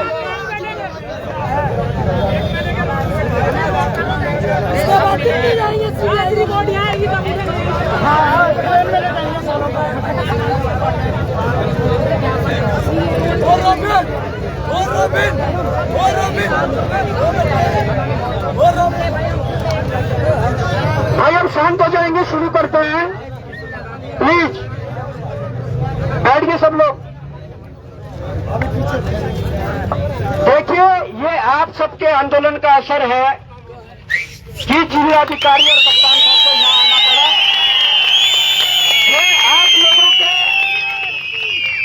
ये आप लोगों के आंदोलन का असर है कि आज पूरे 13 जनपदों में बहुत बड़े मात्रा में युवा विरोध कर रहे हैं। आप सबके इस आंदोलन का असर है। दूसरी बात है कि 1 महीने का टाइम ये बता रहे हैं। क्यों 1 महीने का टाइम क्यों ले रहे हैं लोग? भाई जब तुम्हारे नकल रोधी कानून में लिखा हुआ है कि अगर कोई भी एक आध प्रश्न भी बाहर आता तो लिख कर माना जाएगा, तुम इस पर क्यों नहीं चल रहे? अपना ही कानून में तुम मान रहे, बताओ। सबसे पहले तो ये डिसीजन हो जाना चाहिए। इन्होंने कहा कि हम जांच करेंगे, 1 महीने तक देखेंगे। मैंने डीएम साहब से प्रश्न भी करा था, मैंने कहा विषय जांच का है ही नहीं, विषय कैंसिल करना ना करने का है ही नहीं। विषय ये है कि भाई जब आयोग पे विश्वास नहीं रहा, इस प्रतियोगी परीक्षा में इस पेपर में विश्वास नहीं रहा, तो तुम कितनी भी जांच कर लो, लोगों के मन को कैसे तुम खुश कर पाओगे, लोगों को कैसे विश्वास दिला पाओगे? तो तुम क्या कह रहे हो भाई कि 1 महीना में डिसीजन लेंगे? अरे जब विश्वसनीयता ही नहीं रही, करते रहो तुम जांच, 1 महीना लगे 2 महीना लगे, पर जब विश्वसनीयता ही नहीं है तो एक ही सॉल्यूशन तो है कि युवाओं का विश्वास कैसे वापस पाओगे? निरस्त करके दोबारा पारदर्शी कराओ, यही तो एकमात्र रास्ता है। भाई मैं बता रहा हूं, चलो जांच भी कर ली, इन्होंने बोल लिया नकल है, 1 सेंटर नहीं 2 सेंटर पे हुई, चलो इनको भी चिन्हित कर लिया, यहां भी दोबारा करवा लिया। जो लोग जिनका सिलेक्शन रुकेगा ना, मलाल जिंदगी भर रहेगा कि ना नकल हुई थी, पेपर लीक था इसलिए नहीं हुआ। तो कल के दिन किसी के दिल में ये मलाल न रहे। तो इसलिए इसका सीधा सा सॉल्यूशन है पेपर निरस्त और दोबारा और सीबीआई लाइए। अभी लास्ट में कप्तान साहब कह रहे थे कि पूर्व में भी पिटीशन डाली गई थी और वो क्यों कैंसिल हुई। तो मैं बताना चाहता हूं, समय ज्यादा हो गया था वो जय, पर मैं बताना चाहता हूं, लाइव देखेंगे कि वो इसलिए कैंसिल हुई, एक वकील के द्वारा लगाई गई थी और केवल अखबारों के कटिंग के आधार पर वो लगाई गई थी पिटीशन। क्या अखबारों के कटिंग पर एक्सेप्ट होती? आप भोली पवार को कहते ना, जिनके पास आईटीआई में जानकारी है, यूपीपीएससी से मेंस की कॉपियां मांगी गई है, जिस मेंस की कॉपी में पहले नंबर कुछ और होते थे और उसके बाद एक एक कॉपी में 17, 18 नंबर काट के इंडेक्स में भरे हुए नंबरों को काट के फिर आगे नंबर लिखे। इस आधार पर सीबीआई जांच होगी कि आयोगों के अंदर चल क्या रहा है, इस आधार पर होगी। और वो अखबारों की उस पर पिटीशन लगा दे केवल इसलिए कुछ लोग आते हैं, कुछ लोग, अरे या मंच पर कुछ लोग इसलिए भी करते हैं जल्दीबाजी कि कई बेरोजगार संघ न डाल दे, कहीं कोई और फैक्ट्स के साथ ना डाल दे तो एक्सेप्ट हो जाएगी, इसलिए पहले डाल दो और वो एक्सेप्ट ना हो तो उसे बाहर कर दो, फिर ये जा ही नहीं पाएंगे। ये भी रणनीतियां होती है सब शासन और प्रशासन के द्वारा। दूसरी बात, जो मैंने ये 20 पन्नों की एफआईआर लखनऊ से लाई है, लखनऊ से मंगवाई है, इसमें ये जब लखनऊ में गिरफ्तारियां हुई इनकी 19 में, उसके जेल से छूटने के बाद देहरादून में सेटल हुए सब, और देहरादून में सेटल होने के बाद इन्होंने यहाँ के आयोगों से मिलके, यहाँ के नकल माफियाओं के साथ मिलके इन लोगों ने काम शुरू किया। और जिस दिन से ये कांड हुआ 21 तारीख से 22 से धरना हुआ यहाँ, उस दिन से इसमें से कुछ लोग फरार चल रहे हैं। क्यों चल रहे भाई फरार? तुम्हारा तो कोई संबंध नहीं है, क्यों फरार चल रहे हो? आप जाओ इनके घर में तफ्तीश मारो, ये फरार है। तो मैं कहना चाहता हूं कि डाइवर्ट करने के लिए कुछ भी किया जाएगा। और वो कहते हैं कि तुम्हारे कैरियर का सवाल है, ये पढ़ने का समय है।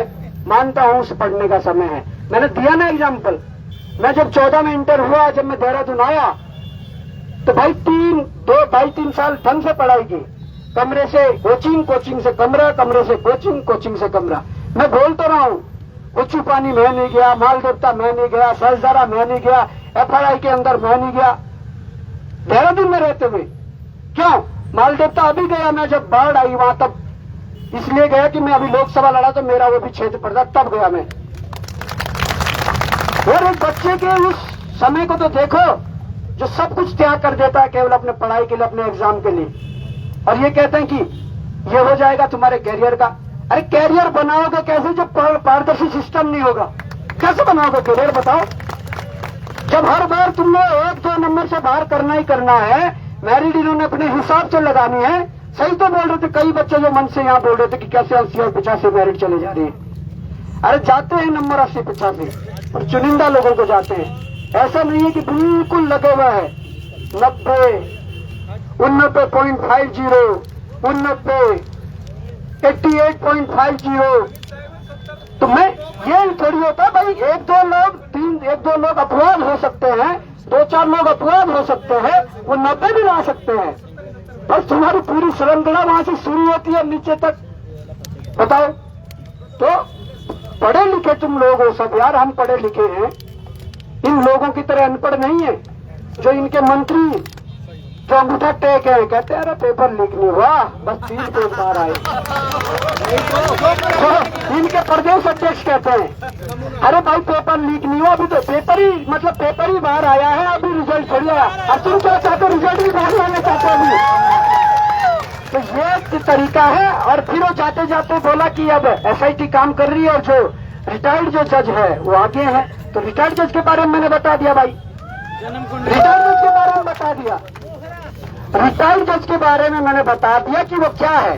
वो सरकार में इन पदों पर रहे हैं, सरकार के साथ पदों पे काम किया है। वहां से आने के बाद तो मिली भगत तो होगी, सांठगांठ तो होगी। इनके जो अपने भाई है वो भाजपा के हरियाणा में पदाधिकारी है। इनके जो भतीजे वर्तमान समय में जिला पंचायत अध्यक्ष हैं। तो यार तो क्या चाहिए? ये भाजपा कनेक्शन नहीं है तो क्या कनेक्शन है? जैसे हमारे महासचिव उत्तराखंड बेरोजगार संघ के भाई सजेंद्र कठेर जी ने कहा कि 450 जितने सेंटर थे, आप उनकी डिटेल दीजिए, उनके मालिकों के नाम दीजिए। मैं कह रहा हूं 50% से अधिक ऐसे सेंटर मिलेंगे जब भाजपा कनेक्शन मिलेगा। तो किस बात की बात करते हैं? अगर एक भाजपा कनेक्शन वाले आदमी के स्कूल से पर्चा बाहर आ सकता है, पेपर बाहर आ सकता है, तो क्या और भाजपा वाले बैठ जाएंगे काम के? क्यों? उन्हें भी पार्टी फंड में पैसा देना होगा, वहीं से तो लेंगे। वो कहां से लेंगे? क्या आलू लगा के टमाटर लगा के थोड़ी देंगे? वहीं से तो लेंगे 2 नंबर का पैसा और वहीं से पार्टी फंड में देंगे। दूसरी बात यह है कि इसके अलावा भी क्या हुआ कि पिछले बार एक घटना हुई थी हाईकोर्ट में। सांसद जी हमारे ये नैनीताल से कौन है भाई लोगों? अजय भट्ट। उनकी धर्म पत्नी को हाईकोर्ट में क्या बनाया गया था? क्या बनाया गया था भाई? महाधिवक्ता बनाया नहीं बनाया? उनका रिकॉर्ड जब चेक किया तो एक भी केस नहीं लड़ा था उन्होंने तब तक। ऐसा कोई कैसे बना दिया? और सेम केस यहां पर है। सेम केस इनके जो पुत्र हैं, जो जस्टिस जो कह रहे हैं, जो रिटायर्ड जस्टिस आए हैं और जो एसआईटी के ऊपर रहेंगे, इनके जो पुत्र है राहुल वर्मा, जो राहुल वर्मा है, उनको अपर महाधिवक्ता बनाया गया है। जबकि अभी तक कोई कैसे केस नहीं लड़ेगी जिससे उनको बनाया जा सके। ऐसा कोई क्राइटेरिया नहीं था जिससे उन्हें बनाया जा सके। तो क्या ये चाल नहीं हो सकती कि तुमने मेरे बेटे को सेटल किया, मैं तुम्हारी एसआईटी को सेटल कर दूंगा? क्या नहीं हो सकता ये कोई? तो हम कैसे विश्वास कर ले? कैसे विश्वास करें ऐसे लोगों पर? अभी वो दिन हम भूले नहीं जब दिल्ली हाईकोर्ट के एक जज के घर पर छापेमारी हुई, कितना पैसा निकला? तुम चाहते तो यार युवाओं को भ्रमित करना जानते हो। ये भी एक बात है कि ये युवा ध्यान से सुन रहा है, ये युवा 5 दिन से लगा हुआ है और ये आगे भी इसी पर रहेगा। पर अगर इन युवाओं के सब्र की परीक्षा ली गई तो ये वही युवा है, ये उन लोगों का खून है जिन्होंने इस भारत की आजादी से लेकर उत्तराखंड राज्य गठन तक की लड़ाइयां लड़ी। ये उन लोगों का खून है, ये युवा, ये उत्तराखंडी है। तो इनके सब्र की परीक्षा ना ली जाए, क्योंकि सब्र का बांध अगर टूटेगा तो निश्चित ही यहाँ से कई कुर्सियां बहेंगी, सरकारें बहेंगी। ये मैं निश्चित कह रहा हूँ। इसलिए मैं कहना चाहता हूँ कि भाई लड़ाई तो लड़नी पड़ेगी। आप लोगों ने देख लिया होगा और वो सामने इस चीज को हम बोल रहे हैं कि भाई बसें भर के लाई गई, तो अगर सब साफ हुआ है, सारी चीजें ठीक हुई है, तुम अपनी जगह ठीक हो, बसें क्यों भर के लाई गई वो भी तो कारण दो। रुद्रप्रयाग डीएम के पास कौन गए, उनकी फोटो क्यों नहीं डाली गई, वो भी तो प्रमाण दो। और अखबार में कल छपवाया गया, 2-3 उद्यान विभाग के कोई महिलाएं थी जिनका बयान छपवाए गए कि हमारा सिलेक्शन हुआ और बड़ी ईमानदारी से सब चल रहा है। मैं बताना चाहता हूं, मुझे तुम्हारे बारे में भी पता है। तुम में से एक का पति मीडिया में है, तो उनसे संपर्क करके कुछ भी छपवा दोगे? बताओ। तुम्हारा पति मीडिया में है, वो फोन करता है क्योंकि 600 करोड़ का जो बजट रखा गया है सूचना के लिए, इसीलिए तो रखा गया है, कैसे भ्रमित करना है, जनित के मुद्दे नहीं उठाने हैं। तो मैं कहना चाहता हूं, अगर उनकी हिस्ट्री भी डाली तो शाम को फेसबुक पे डाल देंगे कि भाई एक पत्रकार पति ने अपने सरकारी कर्मचारी पत्नी को बोला, अपनी बाइट भी दे लिख के, अपने मित्र की बाइट भी दे और बोल दो कि अच्छा हो रहा है सब। ये जो मैनेजमेंट चल रहा है ना, ये तोड़ना है। मैनेजमेंट करना तो स्टेट का ठीक करो, अपने लोगों को बचाने का नहीं। तो मैं ज्यादा नहीं बोलना चाहता, बस ये चीजें रखनी थी। मैंने ये भी बता दिया कि जस्टिस जो थे उनके बेटे को क्यों बनाया गया, जस्टिस जो है उनका क्या संपर्क है, सरकार के साथ क्या कनेक्शन है, सारी चीजें बता दी। तो अब भी अगर आप लोगों को ऐसा लगता है तो मैं समझता हूं कि आप लोगों के हाथ में फैसला, हम कुछ नहीं। आप जैसे कहोगे हम वैसा सुनेंगे, आप जैसा कहोगे हम वैसा करेंगे। आप लोग पर मैं ये कहना चाहता हूं कि अगर ये यहां से उठाने की कोशिश करते हैं, अगर ये जगह से, तो दोबारा यहां नहीं आना है। कौन कौन तैयार है दोबारा घंटाघर और गांधीघर आना? हमने ये इस कार्य इसलिए चुना है कि यहां से ज्यादा डिस्टर्ब किसी का नहीं हो रहा है, और अगर हमें यहां से डिस्टर्ब किया तो घंटाघर और गांधी पर वोट लेना नहीं होगा। धन्यवाद।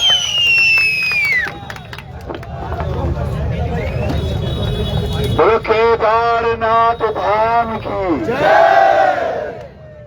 बड़ा आनंदित प्रफुल्लित है आज पूरा हमारा युवा वर्ग।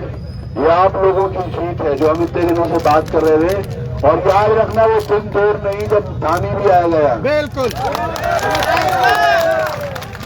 वो कुर्सी के इतना चुटकी है, उसको जब दिखेगा कि कुर्सी हिल गई है तो 100% वो यहाँ आएगा, गड़गड़ाएगा, उड़ाएगा। मैं कुछ थोड़ा सा बोलना चाहता हूँ आप सब लोगों से। कोई भी व्यक्ति, मैंने कल भी बोला था, कोई भी हमारा युवा साथी ये मीडिया चैनल्स पर, खासकर गोदी मीडिया पर अपने आप से बयान देने से बचें। हमारे मुद्दे ये 4 लिखे हुए, इसके अलावा इनको कुछ और बोलने की जरूरत नहीं है। जहाँ पे नहीं आएगा समझ, हाथ छोड़ देना। गुलाम श्री राम भक्त है, हम कुछ नहीं जानते, क्योंकि ये हर तरफ से, क्योंकि ये भ्रष्टाचार में लिप्त है ना, ये तो तंत्र मंत्र षड्यंत्र सब रचेंगे। इनकी हालत खराब हो रखी है, और धामी कब जाए कब ना जाए उसको खुद नहीं पता। तो वो पूरी ताकत लगाएगा, पूरी ताकत लगाएगा। और हाँ, कुछ युवा साथी हमसे अलग अलग टाइमों पे मिलने भी आ रहे हैं, तो मैं ये चाहूंगा अगर आपको समर्थन करना है तो दिन के समय में आइए, रात को 12, साढ़े 12, 1 बजे आने की आवश्यकता नहीं है। यहाँ हमारे युवा साथी सो रहे होते हैं और उनको भी खतरा हो सकता है। ये मैं कहीं और बोल रहा हूँ, ये काम आएगी लाइन, देखना। मैं खाली ये बोल रहा हूँ हम सब लोगों को। दूसरी बात, जितने भी यहाँ पे अतिथि आ रहे हैं आप सब लोगों का स्वागत। आप याद रखिएगा, आप ये युवाओं के समर्थन में आए हैं यहाँ। ये मंच अपनी राजनीति को चमकाने के लिए नहीं इस्तेमाल किया जाना चाहिए। तो उसमें हमने साथ साथ एक चीज की है, जो भी यहाँ व्यक्ति आ रहा है वो नाम लिखवा रहा है, उसके साथ टाइम भी लिखा जा रहा है, और ठीक टाइम 1.5 से 2 घंटे बाद, उससे पहले उनको माइक नहीं दिया जाएगा।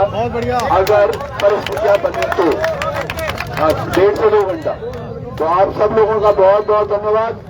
जब तक तोड़ेंगे नहीं, जब तक तोड़ेंगे नहीं, We want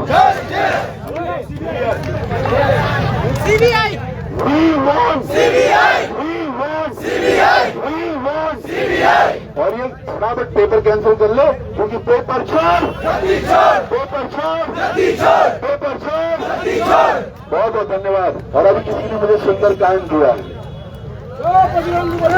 तो बजरंग बली की बोल, पार्वती पतो हर हर हर महादेव।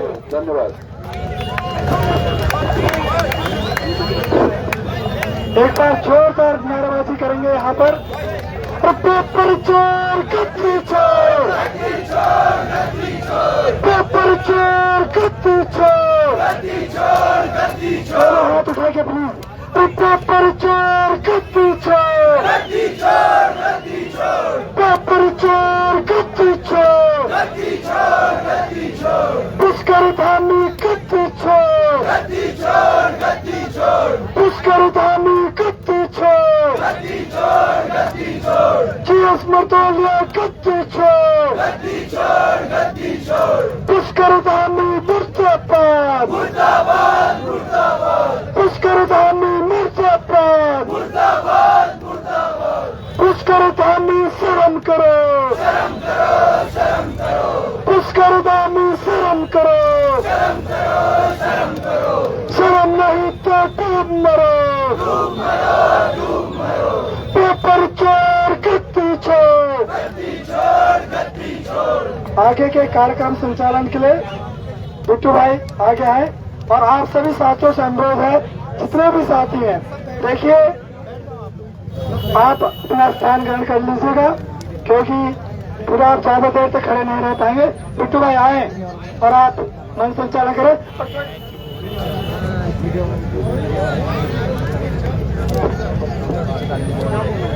हमारे बीच आदरणीय श्री प्रसाद सेमवाल जी भी हमारे समर्थन में आए हैं। हम आपका बहुत बहुत स्वागत